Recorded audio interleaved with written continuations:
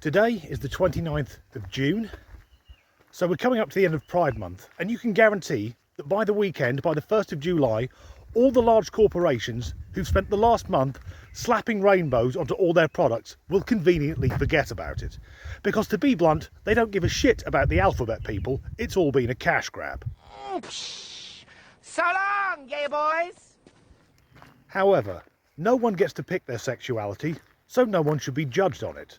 And I've been a big supporter of the LGBT community for many, many years. Last weekend I went to a Pride event here in Staffordshire, and there were a couple of things that struck me. First of all, it was very, very toned down, compared to some of the things I've seen coming from the USA, where you have drag queens putting young children on stripper poles and grown adults exposing their genitals to children. Which I guess is why the conservative right looks at the entire community and thinks they may have unhealthy interests in children. As usual, it's a tiny minority fucking it up for everyone else. The other thing that struck me at the Pride Festival here is that the flags have reverted back to the old Pride flag. Very few of the organisations and stalls at the Pride event were flying this Pride flag. There's actually a newer one than that now. Most had reverted back to the plain rainbow, the original gay Pride flag. And I think this shows that the split between the LGBTQIA+ community is starting to take place. Because the L's, the G's and the B's, they fought for decades for equality, and largely they've got it. Most of their fights are over. Yes, there are still a few bigots, but that happens in all walks of life. So the attention instead has gone to the T in the community, the trans in the LGBTQIA+. And although, once again, the majority of trans people are just trying to live their lives, the toxic trans types are bringing so much hate on the entire community, I can see why a split is almost inevitable. There's a clip which has gone viral on social media, which I'm about to share with you. Now, I should warn you, the person in it swears more than I do. And secondly, you're going to struggle to believe your own ears and eyes to understand that this person wasn't born female. Because I need to be checked, you know, I mean, they got to use a fucking speculum, they've got to take a sample, that type of thing, check for tears, blah, blah, blah, right? I mean, makes sense. And so, what they had said to me is like, well, we don't do that here.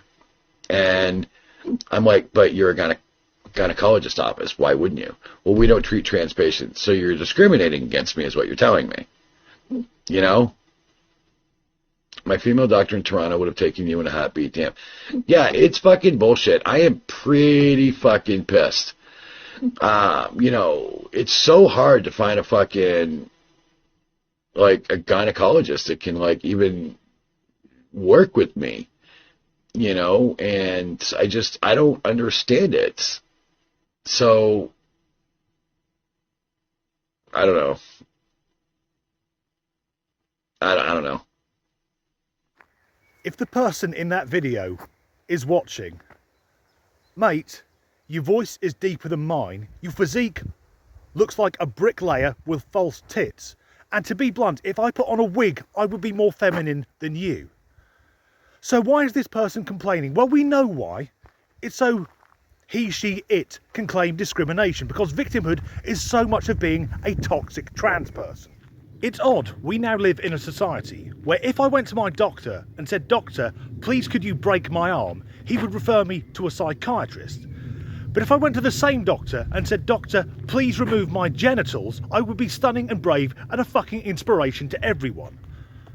And what is this trans woman doing at a gynecologist? We all know a gynecologist specialises in female reproductive parts, shall we say. That's a man who's had his dick cut off and some barbarous surgeon has left a hole representing a crude interpretation of a vagina. That very confused person will never need to go to a gynecologist. However, she will need to get her prostate checked, something which most women don't have to have done. Although I'm 45, so I've got that to look forward to in the near future. For a trans woman to go to a gynecologist, it's akin to going to an equine vet with a motorcycle, because you can ride a horse and ride a motorbike, so surely the vet can fix the Kawasaki. And given that since the pandemic, healthcare around the world has been stretched to breaking point, does this attention-seeking fucktard really need to take up the time of a doctor who only treats women for certain conditions. A gynecologist is looking for various cancers and such like, which only affect biological or, fuck it, real women.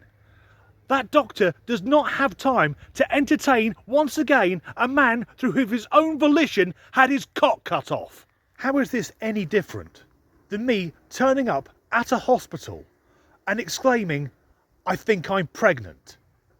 It's ridiculous, but this is how bad things are now.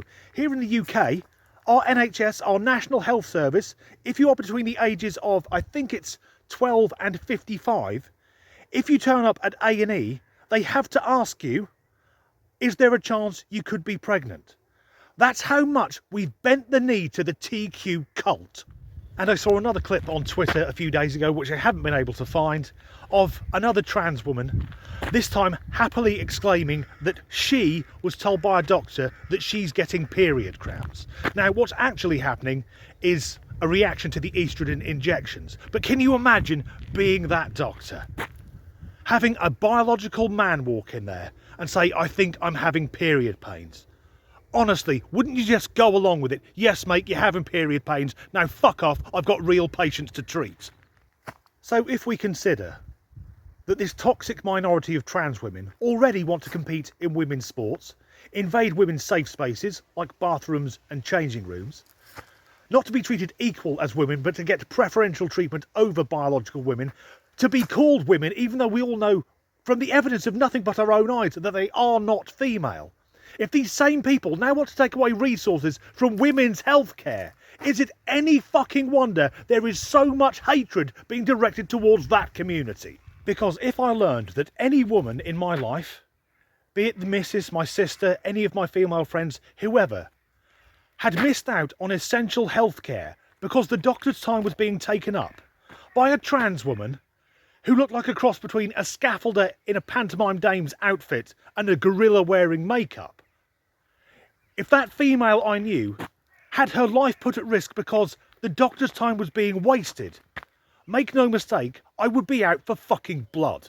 And not menstrual blood, because only women produce that, and not trans women. So, to anyone from the trans community watching, what I would say is this: you need to get your own house in order.